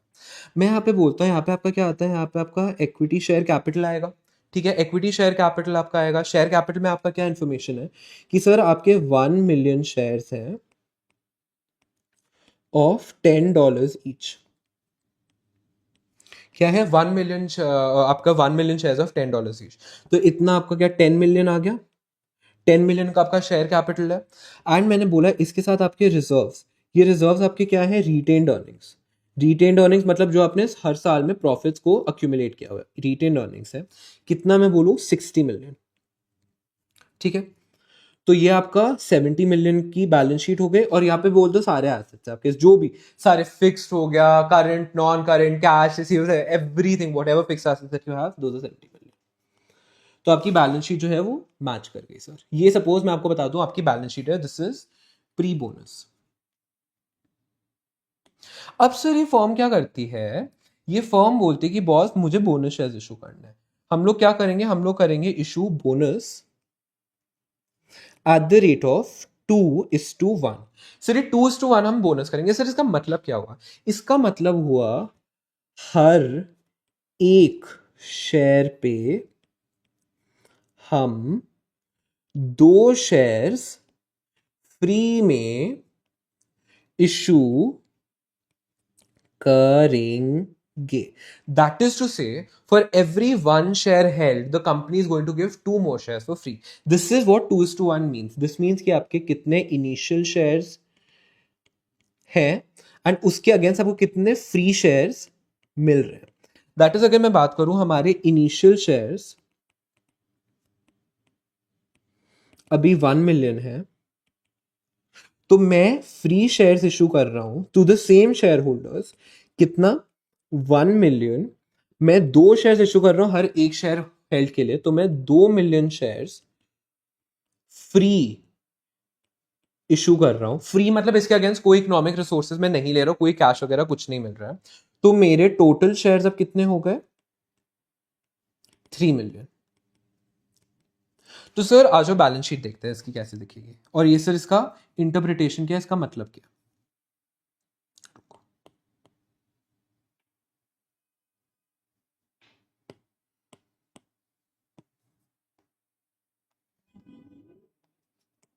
अरे क्या हो रहा है?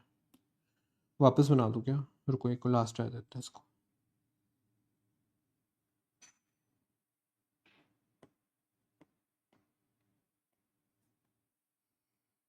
अच्छा अच्छा, बस पहुंच गए, नाइस। चल, ये अब हम लोग आ गए सर पोस्ट बोनस।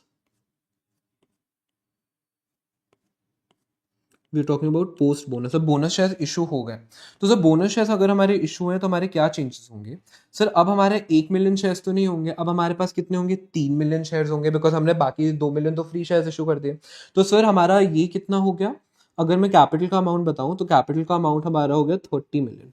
अब ये हमारा 20 मिलियन से कैपिटल बढ़ा। ये 20 मिलियन कहाँ से? 20 मिलियन से क्या हमारे एसेट में बढ़ेंगे क्योंकि हमें कैश मिला है? नहीं, ये तो फ्री शेयर्स है। तो हम क्या करते हैं, हम अपने जो रिजर्व्स हैं, जो हमारे 60 मिलियन के रिजर्व्स हैं, उसमें से हम 20 मिलियन कम कर देते हैं। ठीक है, हम उन प्रॉफिट्स को कम कर देते हैं, और ये जो हमारे रिजर्व्स हैं ये हमारे हो जाते हैं 40 मिलियन। तो अभी भी आपकी बैलेंस शीट 70 मिलियन है, मैच कर गई है। हम क्या कर रहे हैं, हम रिजर्व से अपने इक्विटी शेयर्स को की वैल्यू बढ़ा रहे हैं। ठीक है, हमारी बैलेंस शीट से प्रॉफिट्स कम हो जाएंगे, उसको ही हम शेयर्स लेके जा रहे हैं, इसलिए हम इसको बोलते हैं कैपिटलाइजेशन ऑफ प्रॉफिट्स। अब मुझे ना बस एक सिंपल सी चीज बताओ, इस पूरे एग्जाम्पल में जो बोनस का मैंने आपको दिया, कंपनी के क्या इकोनॉमिक रिसोर्सेज कहीं पे भी बढ़े? कुछ नहीं। कंपनी के रिसोर्सेज, क्या मैं बोलूं, आपको कैश मिला या आपको कोई एसेट्स मिले, कोई भी वे में कंपनी की ऑपरेटिंग एफिशिएंसी या प्रॉफिट जनरेटिंग कैपेसिटी क्या आपकी बढ़ी? नहीं बढ़ी आपकी, अभी तो सेम ही है। तो इंटरनली आप बस इक्विटी की इक्विटी विद इन इक्विटी, ये तो पूरा जो आपका कंपोनेंट है, अगर मैं बात करूं, अरे ये मेरा बंद हो गया क्या, रुको रुको रुको रुको रुको, कैप्सूल कैप्सूल कैप्सूल कैप्सूल। मैं कह रहा हूं, इसमें अगर आप देखो, आपका कोई प्रॉफिट जनरेटिंग कैपेसिटी तो नहीं बढ़ा ना, आपका प्रॉफिट जनरेटिंग कैपेसिटी तो सेम है। ये जो आपका पूरा का पूरा पोर्शन है, शेयर कैपिटल एंड रिजर्व्स दोनों के दोनों, these both form part of equity. With in equity आपका एक इक्विटी कंपोनेंट दूसरे इक्विटी कंपोनेंट में मूव किया है, कोई एडिशनल रिसोर्सेज नहीं आए हैं। मुझे एक चीज बताओ सर, इसमें क्या कोई डेट रेलेवेंट वैसे भी है? ये मैं बात करूं, अगर जो आपका बोनस है, ये बोनस मैं स्टार्टिंग ऑफ द ईयर में करूं, 30 मई को करूं, 17 नवंबर को करूं, या एंड ऑफ द ईयर में करूं, सर कुछ भी बदलेगा इसमें? नहीं, इसमें कुछ नहीं बदलेगा। जिस दिन करेंगे उस दिन हमारे रिजर्व से पैसे शेयर कैपिटल में चले जाएंगे, हमारे एसेट्स तो सेम रहेंगे, हमारा कोई भी प्रोडक्टिविटी या अबिलिटी टू अर्न प्रॉफिट्स जो है वो तो हमारा नहीं बढ़ा। हम लोग सर वेन्स जब कैलकुलेट करते हैं, weighted average number of equity shares, हम लोग क्यों उसको में वेटेड एवरेज करते हैं? Because we are giving effect to an increase और decrease profit earning capacity of the company. Because उन जो एडिशनल या डिक्रीज शेयर्स है उसके अगेंस्ट में कैश इनफ्लो या कैश आउटफ्लो हुआ है, जिसकी वजह से आप ज्यादा या कम पैसे अर्न कर रहे हो। बट इस बोनस की वजह से तो आप सेम पैसे कमाओगे ना, ये बोनस हो या मैं कहता हूं बोनस ना हो, या बोनस किसी भी दिन हो, आपका नेट इनकम पे कोई इफेक्ट नहीं आने वाला, इसका कोई रिलेशन ही नहीं है कंपनी से। ठीक है, ये तो आप balance sheet to balance sheet movement कर रहे हो, इसलिए हम इसको वेटेड एवरेज नहीं लेते। हमें इसमें वेटेड एवरेज का इंपैक्ट देना ही नहीं होता है, बिकॉज इसमें हम लोग अगर वेटेड एवरेज लेंगे तो आपका जो ईपीएस है उसमें हम लोग प्रोडक्टिविटी शिफ्ट का इंपैक्ट देंगे, प्रोडक्टिविटी शिफ्ट नहीं हो रहा। तो सर इसकी ट्रीटमेंट क्या होती है? सर इसकी हम ट्रीटमेंट दो वे से कर सकते हैं, या तो हम बोनस को टोटली इग्नोर कर लें and original number of shares जो है बिफोर टेकिंग इनटू कंसिडरेशन हम सीधा जो ओरिजिनल वेन्स है उस पर हम अपना ईपीएस बना दें। दूसरा वे इज कि हम टाइम फैक्टर ना लगाएं, हम लोग वेटेड एवरेज ना करें, सीधा स्टॉक डिविडेंड जो भी बोनस है उस हिसाब से अपना जो शेयर है उसको बढ़ा दें। दैट इज टू से, या तो हम ईपीएस में डिनोमिनेटर में 1 मिलियन शेयर्स ले लें, या फिर डिनोमिनेटर में 3 मिलियन शेयर्स ले लें। ये दो इंपैक्ट हो सकते हैं, क्योंकि हम वेटेड एवरेज तो नहीं कर सकते, ये हम सब समझ चुके हैं, करेक्ट। अच्छा, इसमें से ज्यादा अप्रोप्रिएट क्या है मैं आपको बताता हूँ। ज्यादा अप्रोप्रिएट भी है, एंड आपका आईएफआरएस एंड यूएस गैप आपको रिक्वायर भी ये करता है कि आप $3 मिलियन का इसमें डिनोमिनेटर लोगे। बिकॉज लीगली देखो एंड सब्सटेंस ओवर फॉर्म अगर आप देखो, एक्चुअली तो बोनस शेयर्स इशू हुए हैं ना। अगर एक कंपनी बिफोर बोनस $10 पर शेयर बना रही है, पोस्ट बोनस भी हम बोल रहे हैं कि वो $10 पर शेयर बना रही है, तो ऐसा लग रहा होगा ना कि पहले अगर वो $10 पर शेयर बना रही है तो 10 मिलियन रुपीज कमा रही है, और अब वो $10 पर शेयर बना रही है तो $30 मिलियन कमा रही है। तो ये तो गलत हुआ ना, ये तो आप अपना रिजल्ट्स को ओवरस्टेट कर रहे हो। इसलिए हम लोग सीधा सीधा अपने बोनस के केस में जो भी वेन्स हैं, हम वेन्स कैलकुलेट कर लेते हैं without taking into consideration the bonus shares. उसमें सर हम लोग ऐड कर लेते हैं अपना स्टॉक डिविडेंड।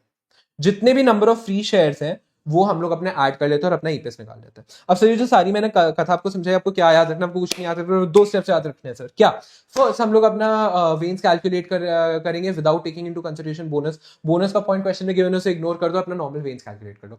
उसके बाद क्वेश्चन में आपको बताया होगा कितने फ्री शेयर्स हमारे इशू है, उनको ऐड कर लो, बात खत्म। यहाँ पे सर आपका जो क्वेश्चन है वो हो जाएगा सॉल्व सर। ठीक है, अब सर दूसरी बात करते हैं। दूसरा आपका जो होता है दैट इज आपका स्टॉक स्प्लिट। सर मैं ना बहुत डिटेल में आपको समझाऊंगा, बट मैं आपको एक लाइन में कंसाइज करके भी दे दूंगा, सो दैट आपको पता आपको एग्जाम में क्या करना। स्टॉक स्प्लिट या स्टॉक कंसोलिडेशन, सर ये भी this is also form of internal restructuring ही। उसको सर हम लोग क्या कर रहे थे, it was a movement from profits to capital. Here we are moving within the capital, इसमें तो हम लोग सर कैपिटल को भी नहीं मूव कर रहे। मैं आपको एग्जाम्पल देता हूं। अल्फा लिमिटेड, अल्फा लिमिटेड की अगर मैं बात करूं, अगर मैं इसका इक्विटी शेयर कैपिटल की इंफॉर्मेशन दूं, तो इसके पास कितने हैं, इसके पास 1 मिलियन शेयर्स हैं ऑफ $10 ईच। तो आपका जो टोटल कैपिटल है वो आपका 10 मिलियन है, ठीक है। ये क्या करता है, ये बोलता है कि हम लोग करेंगे एक stock split at the rate 2:1। Sir इसका हम कैसे रीड करते हैं, इसको हम रीड करते हैं हर एक शेयर अब 2 शेयर हो जाएगा। That is to say in this ratio we read it as the number of shares after is to the number of shares before. Simply ऐसे रीड करते हैं, दैट इज टू से अगर आपका पहले एक शेयर था, अब वो 2 शेयर हो जाएगा। सर इसमें क्या हम फ्री शेयर इशू कर रहे हैं, नहीं, इसमें कोई शेयर इशू नहीं हो रहा, इसमें हम शेयर्स को तोड़ रहे हैं। सर ये शेयर्स को कैसे तोड़ते हैं मैं अभी दिखाता हूं। पहले तो आप ये समझे ना कि 2:1 का मतलब अगर पहले एक शेयर था वो 2 शेयर हो जाएगा। तो अगर हमारे पास पहले 1 मिलियन शेयर्स थे, तो ये अब आपके 2 मिलियन शेयर हो जाएंगे into some amount which is equals to. अब सर मैंने बोला ना इसमें कैपिटल टू कैपिटल मूवमेंट है, हम इसमें कोई शेयर इशू नहीं कर रहे, क्योंकि कोई शेयर इशू नहीं कर रहे तो आपका टोटल कैपिटल तो बढ़ नहीं सकता। इसमें आपका टोटल कैपिटल रहेगा कांस्टेंट टू 10 मिलियन ओनली। तो सर इसमें हमारा चेंज क्या हुआ, सर हमने इसको हाफ कर दिया 5 each। फेस वैल्यू को हमने ब्रेक कर दिया, इसको कहते हैं स्टॉक स्प्लिट। आपका एक $10 का एक शेयर को हमने स्प्लिट कर दिया इनटू $5 का एक एंड $5 का दूसरा share. This is a 2:1 stock split. अगर मैं यही बोलूं कि सर अगर आपका 3:1 का स्टॉक स्प्लिट हो, दैट इज एक शेयर के 3 शेयर हो जाए, तो उसमें सर हम एक ही शेयर को 3.33 3.33 3.33 कर देंगे, एंड आपका जो टोटल कैपिटल है, टोटल कैपिटल जो है आपका वो प्रिजर्व रहेगा। सर इसका ही अगर मैं आपको उल्टा बताऊं, ठीक है, अगर इसका ही मैं आपको उल्टा बताऊं, मैं बोल रहा हूं कि सर हम स्टॉक को कंसोलिडेट कर रहे हैं, स्टॉक को कंसोलिडेट कर रहे हैं, वो सेम अगर मैं बोल रहा हूं 1:2, 1:2 क्या होता है, दैट इज हमारा हर 2 शेयर का एक शेयर हो जाएगा। मैं सेम चीज में अभी भी रेशियो इसमें चेंज, इंटरप्रिटेशन चेंज नहीं ऑफ वे ऑफ रीडिंग, ये भी अभी भी आपका शेयर्स आफ्टर है, ये आपका शेयर बिफोर। तो हम क्या कह रहे हैं कि अगर सर अगर आपका पहले 2 शेयर अब एक शेयर हो जाएगा, तो पहले आपका ओरिजिनल से ही बात करते हैं, तो पहले अगर आपका 1 मिलियन शेयर्स थे, तो अब आपके 500,000 हो जाएंगे इनटू सम अमाउंट, बट आपका जो टोटल कैपिटल है वो प्रिजर्व रहेगा 10 मिलियन। तो ये टोटल अमाउंट आपका क्या हो गया, ऑटोमेटिकली आपका 20 ईच हो जाएगा। तो इसमें हमने क्या किया है, हमने 2 शेयर्स को कंसोलिडेट कर दिया है into 1 share of a higher face value. इसको बोलते हैं शेयर कंसोलिडेशन। अगेन ये आपका विद इन कैपिटल मूव करता है, इसमें तो डिफरेंट इक्विटी कंपोनेंट्स भी नहीं इन्वॉल्व, इक्विटी शेयर कैपिटल में ही आप अपना फेस वैल्यू को इन्फ्लेट कर रहे हो, डिफ्लेट कर रहे हो। इससे क्या होता है, आपके नंबर ऑफ शेयर मार्केट में बढ़ जाते हैं, कम हो जाते हैं। जनरली स्टॉक स्प्लिट इसलिए होता है तो दैट मार्केट में लिक्विडिटी बढ़ जाए, जितने छोटे शेयर होंगे उतने शेयर्स की वैल्यू भी फिर हाफ हो जाएगी, तो लोग ज्यादा उसको ट्रेड कर पाएंगे। मुझे एक चीज बताओ, इसमें भी क्या कोई भी आपकी प्रॉफिट से अर्निंग कैपेसिटी बदली? अगर क्या इस पे भी कोई डेट इफेक्ट होती कि क्या मैं स्टार्टिंग ऑफ द ईयर में करूं, एंड ऑफ द ईयर में स्टॉक स्प्लिट करूं? नहीं। इसके अगेंस्ट कोई पैसे मिल रहे हैं? नहीं। इसके अगेंस्ट से कोई एडिशनल रिसोर्सेज आ रहे हैं? नहीं। तो सर क्या इसमें भी हम लोग अपना वेटेड एवरेज लेंगे? नहीं। यहां पे भी रेंज में हम अपना वेटेड एवरेज नहीं लेते, इसको भी हम वेटेड एवरेज के लिए इग्नोर करते हैं। तो सर इसमें भी हम लोग कैसे करते हैं, same same steps as bonus. First हम लोग अपना वेन्स को कैलकुलेट करेंगे इग्नोरिंग द स्टॉक स्प्लिट, बिल्कुल भूल जाएंगे कि स्टॉक स्प्लिट नाम की कोई चीज हुई है। सेकंड में जो भी हमने वेन्स को कैलकुलेट किया है, इसको हम लोग मल्टीप्लाई कर लेंगे तो स्प्लिट रेशियो। स्प्लिट रेशियो जो मैंने बोला, shares after divided by shares before. Simple जो मैंने रेशियो बोला, यहां पे हमने सपोज ये जो है, ये जो ये हमने बात किया 1 मिलियन, 1 मिलियन सपोज वेन्स है, ठीक है, सारा आपको वेटेड एवरेज वगैरह लेके आया, तो यही 1 मिलियन हम लोग ले लेंगे, 1 मिलियन शेयर्स, शेयर्स आफ्टर आपका 2:1 का है, बिफोर आपका 1 था तो आपका देखो 2 मिलियन शेयर्स हो गए। अगर ये शेयर कंसोलिडेशन का, तो 1 मिलियन शेयर्स थे आपके पहले, 1:2 है आपका, शेयर्स आफ्टर एक होगा, पहले 2 था, तो आपका ये 0.5 मिलियन हो गए। ऐसे सर आपके क्वेश्चन सॉल्व हो जाएंगे शेयर स्प्लिट के, शेयर कंसोलिडेशन के। एक बार प्रैक्टिकल एग्जांपल देखते हैं, बहुत आराम से आप कर पाओगे।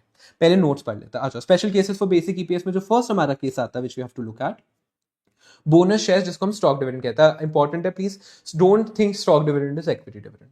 स्टेप 1 में हम लोग क्या करते हैं, स्टेप 1 में भी कैलकुलेट वेन्स इग्नोरिंग बोनस इशू, नॉर्मली जैसे हम लोग करते हैं। स्टेप 2 में बोनस शेयर्स को ऐड कर लो टू वेन्स without considering the time factor, सीधा सीधा आपको फ्री शेयर्स गिवन होंगे, उनको ऐड कर लो।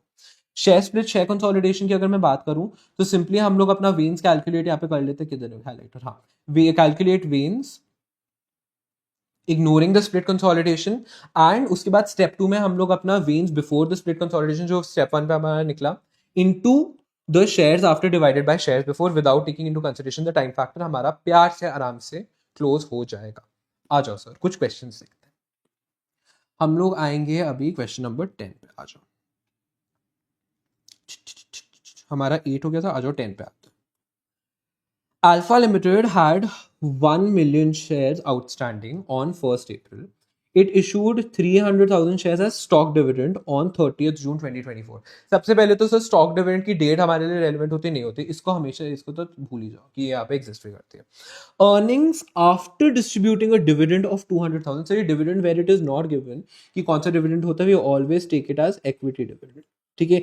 स्टॉक डिविडेंड भी नहीं लेंगे, ठीक है, equity dividend, only dividend is always equity dividend. तो इक्विटी डिविडेंड के बाद जो अर्निंग्स है वो आपकी 200,000, आफ्टर ऑफ 200,000 के बाद जो आपका पैसा था वो 1.5 मिलियन था। What is basic EPS? आ जाओ, इंपॉर्टेंट क्वेश्चन है, सॉल्व करते हैं। This is question 10। हमेशा फॉर्मूला लिखेंगे, basic EPS equals to EAE divided by वेन्स। पहले हमेशा इस क्वेश्चन को प्लीज खुद सॉल्व करना, वीडियो को पॉज करके क्वेश्चन को खुद सॉल्व करिएगा।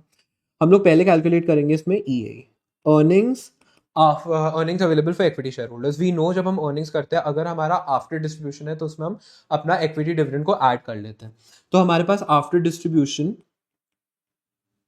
1.5 मिलियन था, हमने इसमें, this is after equity dividend, तो इक्विटी डिविडेंड को हम इसमें ऐड करेंगे।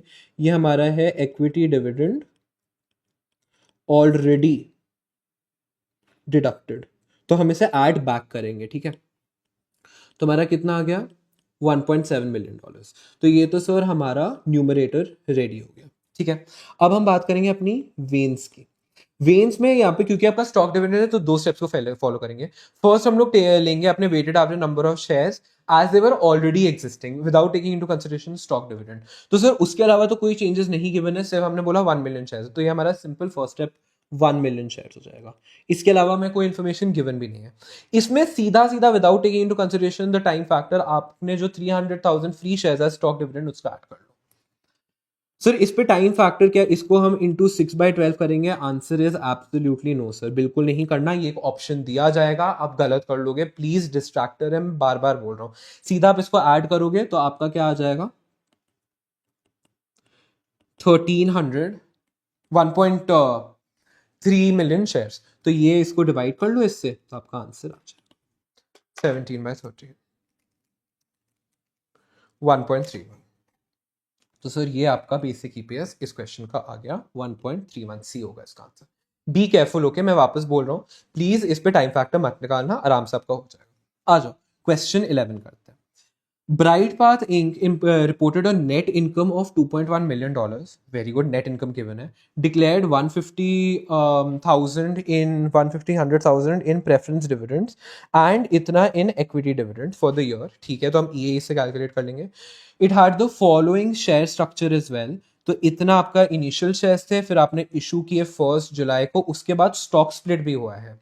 What is the weighted average adjusted weighted average number of shares after the split? अब देखो क्वेश्चन क्या मांग रहा है, क्या आपको बेसिक ईपीएस निकालना है? नहीं, क्वेश्चन बोल रहा है कि आप बताओ weighted average number of shares क्या है आफ्टर द स्प्लिट, ठीक है। तो हम लोग रिक्वायरमेंट के हिसाब से ही कैलकुलेट करेंगे। आ जाओ क्वेश्चन 11, हमें निकालना है वेन्स एंड स्टॉक स्प्लिट गिवन है।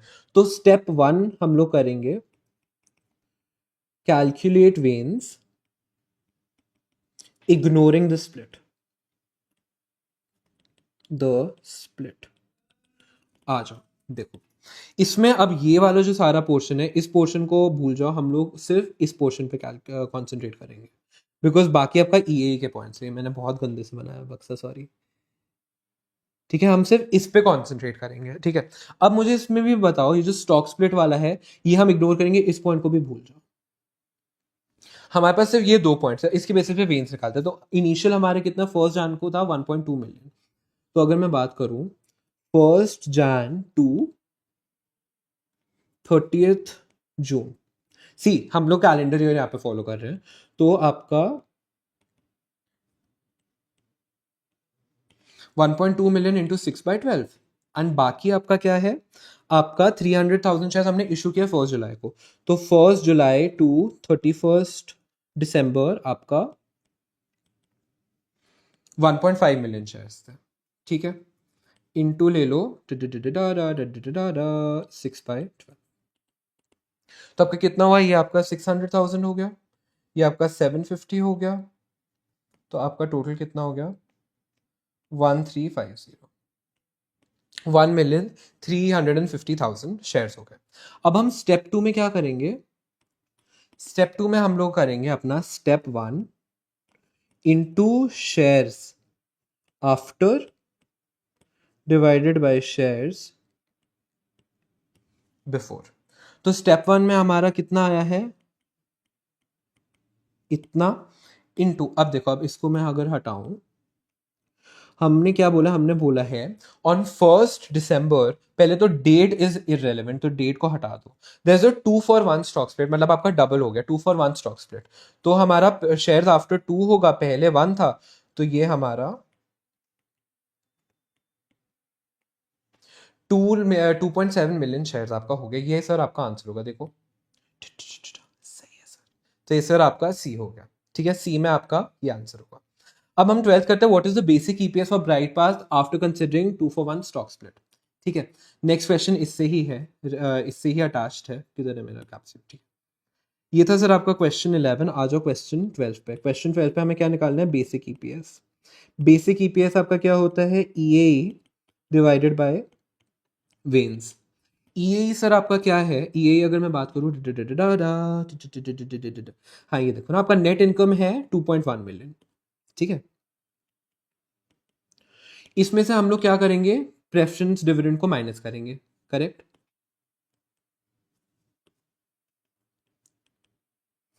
इसमें से सर हम लोग क्या इक्विटी डिविडेंड को माइनस करेंगे, इसको हम कभी माइनस नहीं करेंगे, इसको भी इग्नोर करेंगे। ठीक है, तो हमारा ठीक है, तो सर हमारा आ गया ये, एंड इसको हम डिवाइड कर लेंगे, जो हमारा आया है वेन्स 2.7 मिलियन। आ जाओ,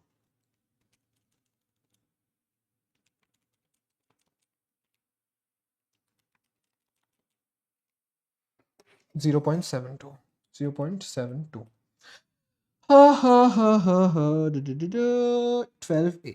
आ जाओ 0.7 हो गया सॉल्व। आ जाओ क्वेश्चन 13 का।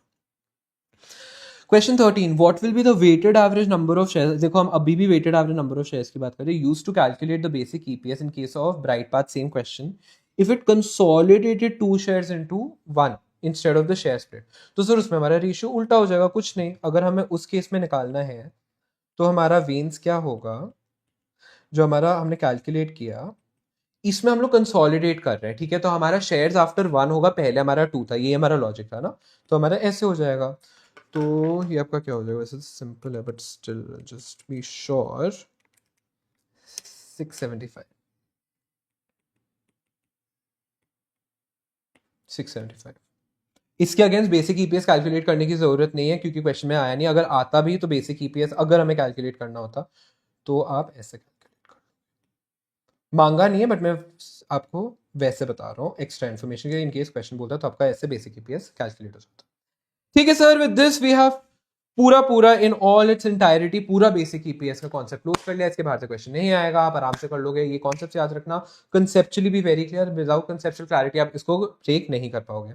अब सर थोड़ा थोड़ा काम आप भी कर लो, ये लो, क्वेश्चन नंबर 1, आप ये वीडियो को पॉज करके देख लेना, इसको एज होमवर्क ले लो। क्वेश्चन नंबर 2 को होमवर्क ले लो। क्वेश्चन नंबर 3 को होमवर्क ले लो। 4 को होमवर्क ले लो। 9 को होमवर्क ले लो। 14 को होमवर्क ले लो एंड 15 को होमवर्क ले लो। सर क्या इसकी आंसर की भी है? सर इसके मैंने प्रॉपर आंसर की बनाई है। हर आंसर की में आपको करेक्ट एमसीक्यू भी होगा, एक्सप्लेनेशन भी होगा, ये भी बताया होगा कि वाकई एमसीक्यूज गलत क्यों है। सर ये आप कर लो, इसका मैं पीडीएफ एंड आंसर जो भी आंसर की है वो मैं भेज दूंगा अपने टेलीग्राम चैनल पे। Please subscribe to my Telegram channel, I share a lot of material there and मैं ये भी सर शेयर कर लूंगा।